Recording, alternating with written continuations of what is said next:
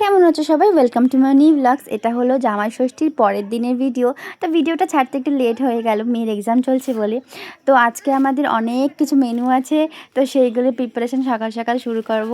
আর তাই ব্লিঙ্কিট থেকে কিছু দরকারি জিনিস অর্ডার করে নিয়েছি, যেরকম পোস্ত, কাজু বাদাম, দুরকম সর্ষে তেল, এইসব যেগুলো দরকার সেগুলো ব্লিঙ্কিট থেকে অর্ডার করে নিয়েছি। আর সকাল সকাল একটু মুড়ি টিফিনও করে নিলাম। তো চলো ঝটপট করে রান্নাগুলো আমরা স্টার্ট করে নিই একে একে।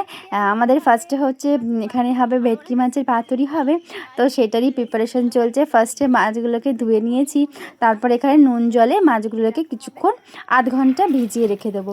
এই যেখানে নুন জলের মধ্যে মাছগুলোকে আধ ঘন্টা ভিজিয়ে রেখে দিচ্ছি। তারপরে চলো এখানে মশলাটা করে নিই। তো মশলার জন্য আমরা নিয়েছি দুরকম সর্ষে, পোস্ত, আর এটাকেও বেশ কিছুক্ষণ ভিজিয়ে রাখতে হবে, তাহলে পেস্টটা ভালো হবে। দেন তারপর এটাকে পেস্ট করবো। এতে একটু আদা, কাঁচা লঙ্কা, কাজু বাদামও দিয়েছি। এই যে পেস্টটা এখানে হয়ে গেছে। আর এদিকে তার সাথে সাথে গ্যাসে আমরা কলা পাতাগুলোকে একটু সেঁকে নিচ্ছি, না হলে পাতাগুলো মোড়ার সময় ভেঙে যায়। তো পাতাগুলো ওই জন্য আস্তে আস্তে করে সুন্দর করে সেঁকে নিচ্ছি, তাহলে মোড়াটা ভালো হবে।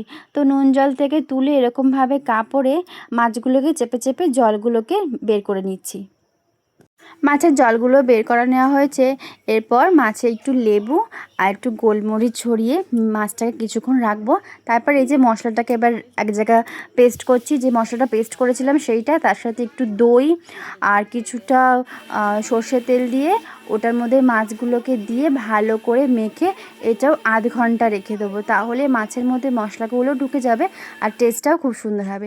এই যে আধ ঘন্টা পরে চলে এসেছি, পাতাগুলোকে সুন্দর করে মাঝখানের মোটা অংশটা কেটে নিয়েছি। আর তারপর পাতার মধ্যে মাছ, কিছুটা মশলা, আর তারপর একটা কাঁচা লঙ্কা আর একটু সর্ষের তেল দিয়ে এটাকে মুড়বো। তো এখানে মোড়ার কাজটা আমি আর আমার দিদি করছি।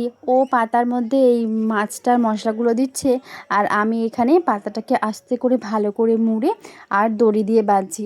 কারণ এই মোড়ার ওপরও ডিপেন্ড করে, মোড়াটা ঠিকঠাক না হলে আবার মশলাটাও বেরিয়ে যাবে আর মাছটা ভালো করে রান্নাও হবে না। তো আমরা এই পাতুরিটা একটু ভাপে করব। অনেকে তাওয়ায় সেঁকে নেয়, সেটা করেও করা যায়, কিন্তু আজকে আমাদের ইচ্ছা হয়েছে আমরা একটা ভাপে খাবো।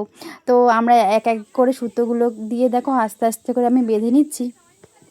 অনেক দিন পরে তো আমরা সব বোনেরা এক জায়গায় হয়েছি, তো সবাই মিলেমিশে একসাথে কাজ করছি, এটাও যে একটা আলাদা আনন্দ লাগছে।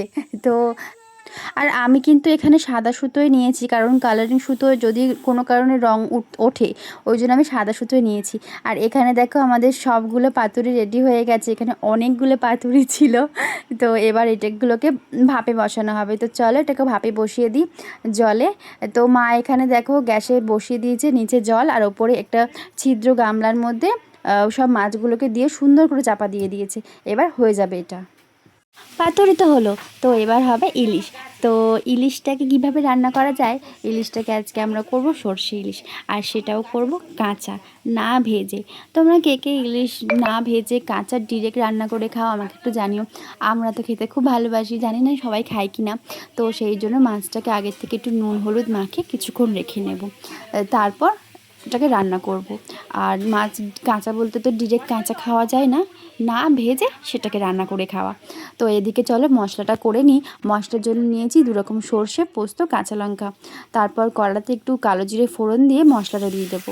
আমি সর্ষে কিন্তু কখনো ডিরেক্ট দিই না, সেটাকে প্রথমে ছেঁকে নিই, না হলে সর্ষে ডিরেক্ট খেলে তো পেট ব্যথা করতে পারে। তো সেই জন্য আমি সর্ষেটাকে ছেঁকে নিয়েছি, নিয়ে রান্না করছি। তারপর এখানে একটু দিলাম হলুদ, নুন, সামান্য চিনি দেবো। আর তার সাথে দেবো কটা চেরা কাঁচা লঙ্কা, কারণ চেরা কাঁচা লঙ্কা একটা সুন্দর ফ্লেভার দেয়। বেশি ঝাল আবার আমাদের বাড়ি সবাই খেতে পারে না, তো ওই জন্য কটা লঙ্কা তো আমি পেস্ট করে দিয়েছি, আর জন্য কটা লঙ্কা এরকমভাবে ঝোলের ওপর দিয়ে দিচ্ছি। তো এবার ঝোলটা ফুটে উঠলেই তারপর মাছটা দিয়ে দেবো, তারপরেই হয়ে যাবে। সর্ষে ইলিশ করতে তো বেশিক্ষণ সময় লাগে না। তো দেখো এখানে একে একে মাছগুলো ছেড়ে দিচ্ছি। আর মাছটা ছিল ভীষণ টেস্টি। মাছটা কাঁচা মাছ, স্টোরের মাছ নয়, ভীষণ ভালো মাছ ছিল। আর আমার তো মন ভরে গেছে মাছটা খেতে, কারণ আমি ইলিশ মাছ খেতে খুব ভালোবাসি। তো তোমরা কারা কারা ইলিশ মাছ খেতে ভালোবাসো এটা আমাকে প্লিজ জানিও, কারণ আমি ইলিশ মাছ খেতে ভীষণ ভালোবাসি। তো এখানে দেখো এটাও হয়ে গেছে। তো চলো, সর্ষে ইলিশ হয়ে গেছে। এবার দেব বেশ খানিকটা সর্ষের তেল। এই কাঁচা সর্ষের তেলের জন্যই কিন্তু সর্ষে ইলিশ খেতে এত ভালো লাগে। তো চলো এবার যাই নেক্সট রেসিপিতে। নেক্সট রেসিপিতে ছিল আমাদের মাটন কষা। তো মাটন কষার জন্য আমি এখানে আদা রসুন আরও যা যা মশলা লাগে, জায়ফল, জয়িত্রী, দারচিনি, এলাচ, লবঙ্গ, যা যা মশলা থাকে, তো সেগুলো সব পেস্ট করে রেখেছি। এর মধ্যে দিলাম নুন, হলুদ, জিরে গুঁড়ো, সামান্য ধনে গুঁড়ো, তারপর আমাদের দিয়েছিলাম একটু লঙ্কা গুঁড়ো দিয়ে, তারপর মাংসটা দিয়ে ভালো করে ম্যারিনেট করে রেখে দেবো।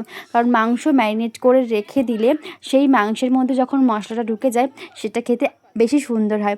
তো চলো আমি এখানে মাংসটাকে ভালো করে মেখে রাখি, আর ওপর থেকে দিয়েছিলাম কিছুটা সর্ষের তেল দিয়ে তারপর মাখবো। তো এই সব রেসিপিগুলো দেখাচ্ছি মানে ভেবো না যে সবটাই আমি একা করেছি, অবশ্যই না। শুধু সর্ষে ইলিশটা আমি একা করেছি, আর সবার মশলাগুলো করেছি, আর আমার দিদির সাথে আমি পাতুরিটা বাঁধতে হেল্প করেছি। এই মাটনটা করেছিল আমার মা, আর পাতুরি তো আমি আমার দিদি দুজন মিলে হেল্প করে করলাম। দেখলে এই মাটনটা এখানে কষা হচ্ছে, আমার মা করছে, আর তার সাথে কিন্তু ছিল ঝুরি আলু ভাজা। এই যে আলু ভাজা এখানে কাটা হয়ে গেছে, আর তার সাথে ছিল ঘন করে মুগের ডাল, তারপর ছিল এখানে দেখো চাটনি, পাঁপড়, দই, মিষ্টি সব ছিল, স্যালাড ছিল। তো চলো দেখা হচ্ছে নেক্সট ভিডিওতে, টাটা।